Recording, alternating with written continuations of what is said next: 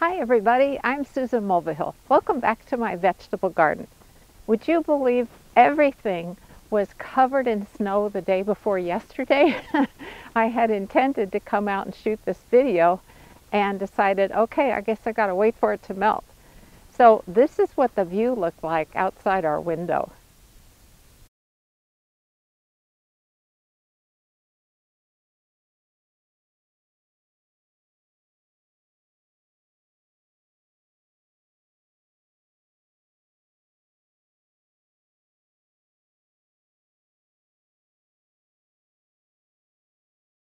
That's kind of nuts, right?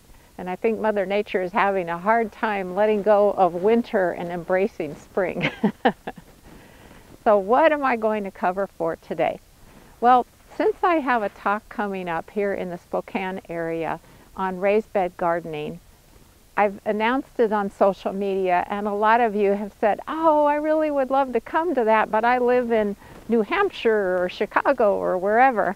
And so I thought, why don't I shoot a video that's on the basics of raised bed gardening, and I'll tell you everything you need to know and why we love raised bed gardening so much. My husband Bill and I live in Spokane, Washington on 5 acres in a rural area. And we started out in this garden space over 30 years ago, and I had a rototiller, and what I would do is rototill the whole area, which of course is frowned upon nowadays because it disturbs the soil structure and the soil microorganisms. But I would just use an iron rake after I did the rototilling to form mounded raised beds. So not ones that are framed in wood, but just soil. And that worked really well, but it was backbreaking work because you have to do that year after year after year. You have to re-till the soil and reform the beds. So that's when the light bulb came on, and we decided we wanted to do wooden framed raised beds. Now, first of all, we have a total of 27 raised beds. 2 of them are used for growing raspberries, and the rest are all for vegetables. The majority of our raised beds are 3 feet wide by 8 feet long. We also have a bed that is 4 feet by 16 feet and 3 beds that are 4 feet by 8 feet. But we started out this garden making 3 foot by 8 foot beds. The first year we put in 2 rows of 6 raised beds each, and we loved them so much by the end of that first year of gardening in them that we decided to expand it to 3 rows of 7 beds each for 21, plus the 2 for our raspberries. Now let's talk about the great attributes of gardening in raised beds. The soil stays loose in the beds because you hopefully will walk around the beds rather than across them. With a regular garden where you're gardening right down in the ground, it's very easy to walk right up to plants to see how they're doing, but unfortunately what happens is that compacts their roots, and that makes it really hard for them to grow. Did you know that root compaction is the #1 reason that plants fail to thrive? That's one of the reasons I love raised beds so much. Because the soil stays more loose, root crops like carrots, beets, and parsnips grow better. I find the soil usually warms up a bit earlier in the spring, and I think that's because in addition to the sun hitting the tops of the beds, it's also hitting the sides. You can make your raised beds any size or shape that you want, provided you don't make them so wide that you have to stand or kneel on the bed just to be able to reach the plants. I recommend no wider than 4 feet for raised beds.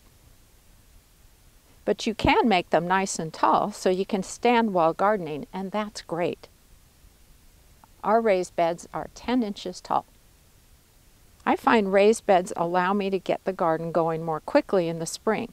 That's because I can pick just a couple of beds to plant some early crops and then prepare the rest of the beds as I need them. I'm also able to plant the beds pretty intensively, so I get a really nice yield from each one. If you have really rocky soil, as in a whole lot of rocks and not a lot of soil, or if you have soil that doesn't drain well, so think of clay soil, for example, raised beds are a great solution. They will have much better drainage. And last but not least, when a raised bed garden is up and growing, I think they're a thing of beauty.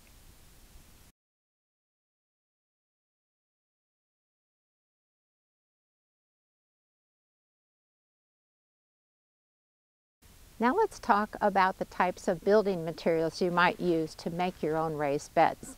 And pardon the sunglasses, but it is super bright out here. Not that I'm complaining, mind you. Our beds are made with common lumber, so things like fir, pine, or larch. It's untreated, very easy to find at home centers, and not too terribly expensive. Now during the pandemic, the price of lumber skyrocketed.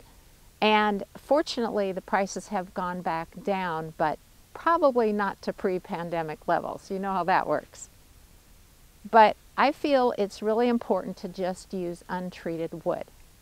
Now, pressure-treated wood used to be treated with a series of chemicals, and one of those chemicals was arsenic. Now, I don't know about you, but I don't want anything to do with arsenic when I'm growing food that we're going to be eating. Scientists were finding that the arsenic was leaching out of the wood into the soil, and that the roots of the plants that you're growing near the wood were taking up the arsenic. Yikes. Fortunately, that practice was banned in 2003.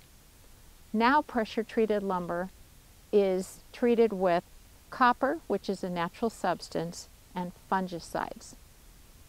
If you want to grow certified organic vegetables or fruits, you cannot use pressure-treated lumber. So I just wanted you to be aware of that.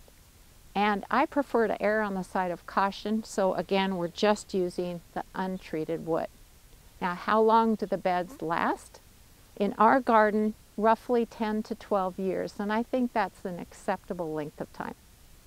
The very first year that we made those 12 raised beds, we were using 1x6 fence boards that were stacked 2 boards tall to make them roughly 10 or 11 inches tall.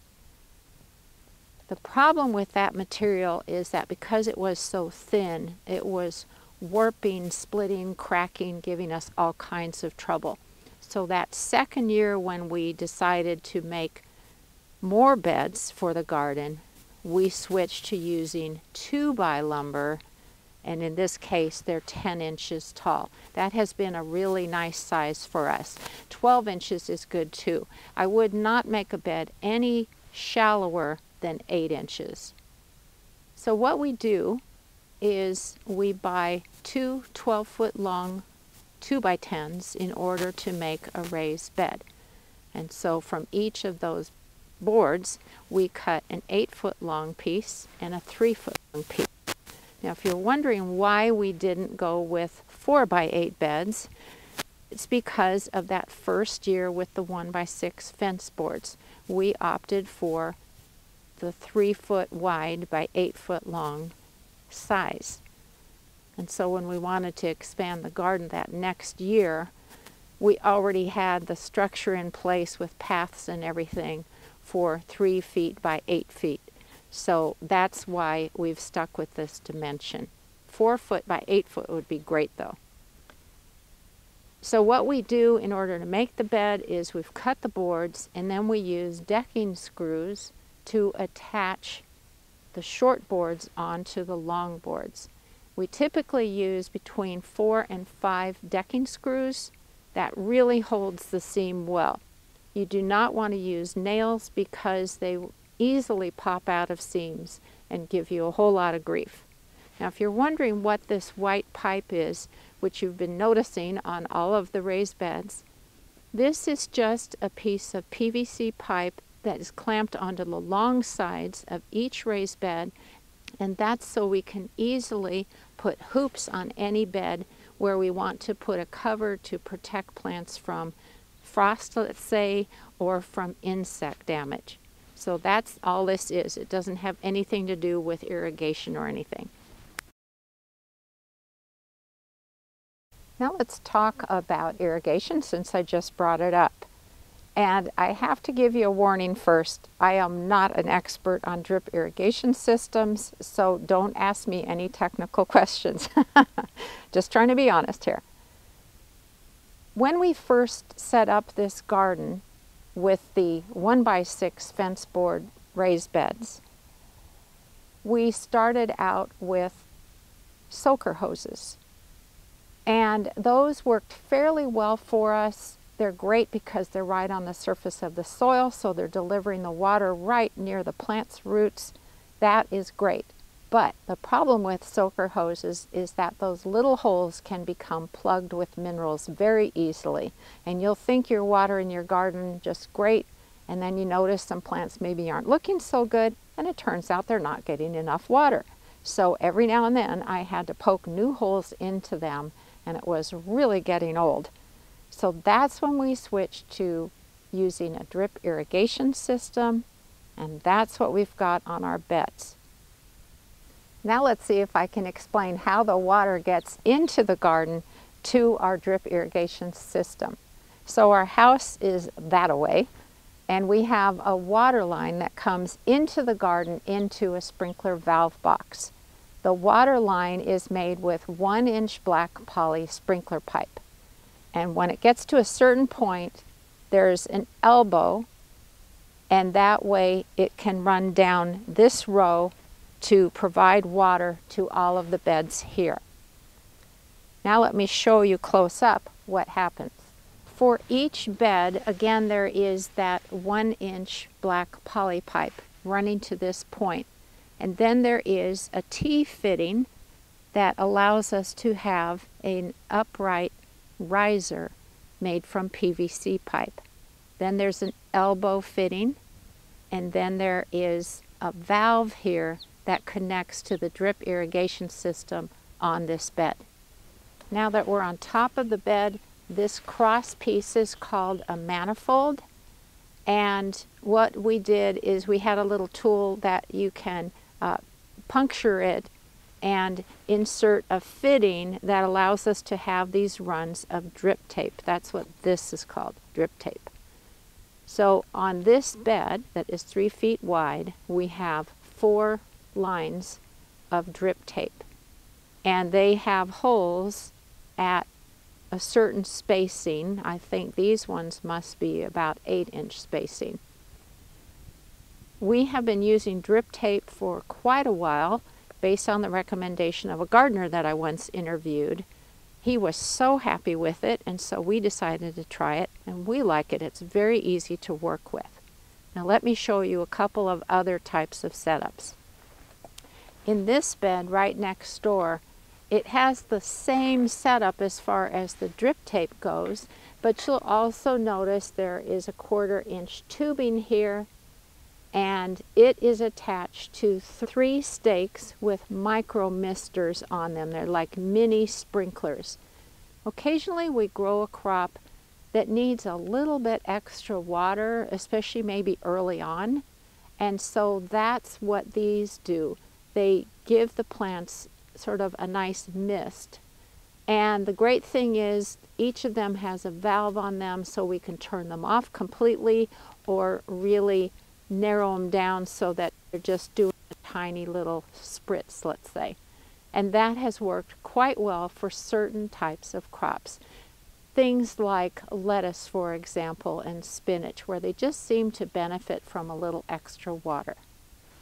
Now this bed doesn't have its drip irrigation system on yet, but I wanted to point out that we also have used drip tubing that is a 1/4-inch in diameter, and it has little holes in it at certain spacing, and we have used that as part of the drip system to water containers that are outside the bed.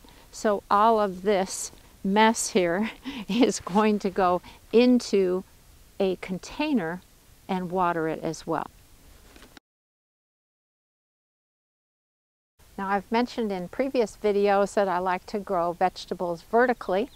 But just as a quick refresher, or if you're new to me, this is an arbor that we made with 2 cattle panels, or livestock panels as they're known, that goes up and over a pathway, and I like to use it for growing small pumpkins and winter squash as well as cucumbers.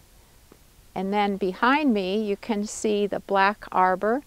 This is where I grow pole beans, and it's a series of 4 trellises made with powder coated steel, and it works so great for growing pole beans. I think I'm also going to put some of our cucumbers on there this year.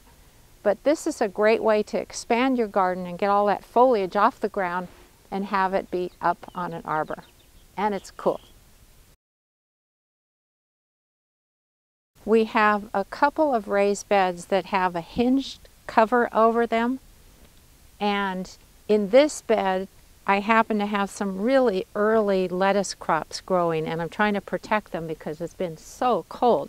Ordinarily, these cloches, as they're known, would not be in here.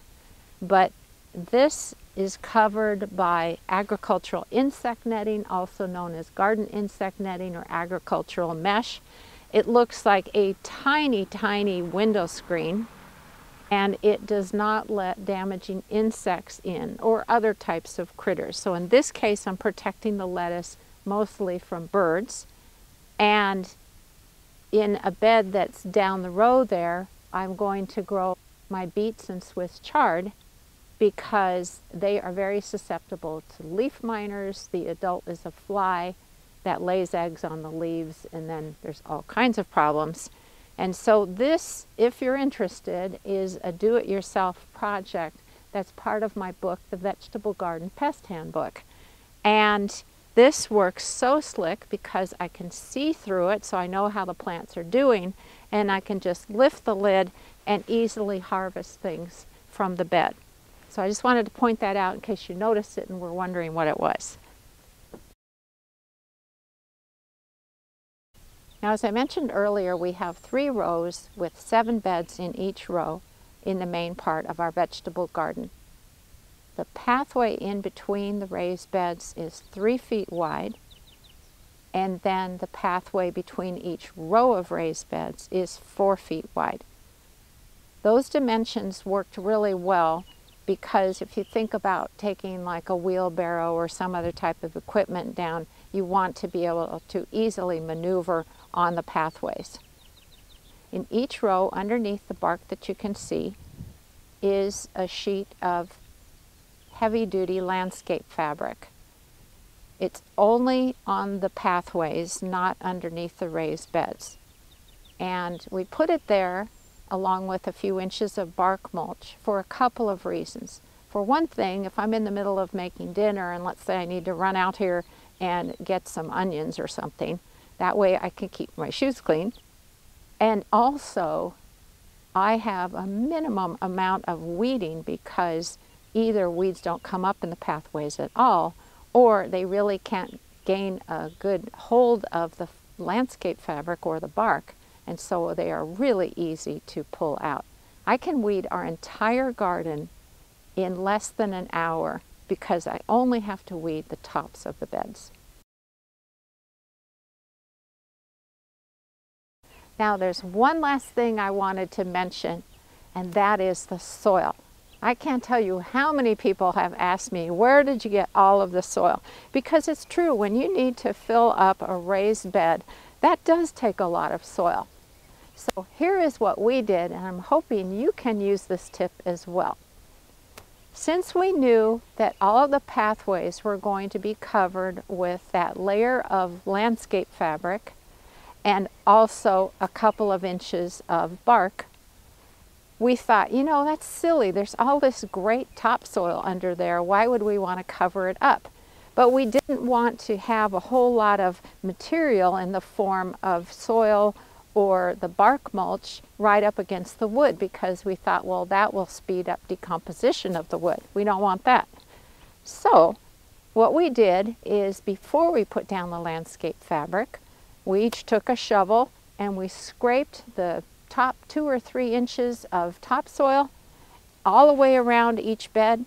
and filled the beds just from that. I would say the beds were probably a good 2/3 full by the time we did that. And then we added in some organic amendments. So things like compost, organic chicken manure, shredded leaves, anything we could do to bulk up what was in the beds.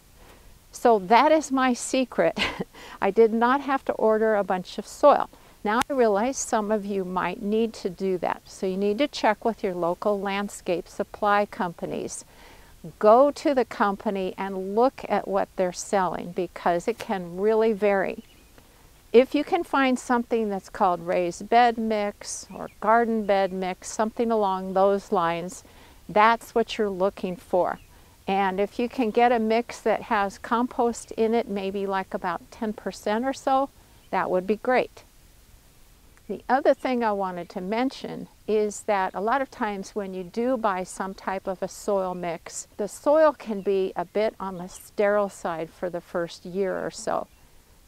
And so you still want to add in some organic things, whether it's compost, partially decomposed compost, so not finished compost, shredded leaves, again, that type of thing. So I'm hoping that my tip of scraping some of the topsoil off of your pathways will be a way for you to fill your raised beds. Okay, I think that's everything you need to know. I am crazy about gardening in raised beds. Thanks so much for watching today, everybody. Happy gardening.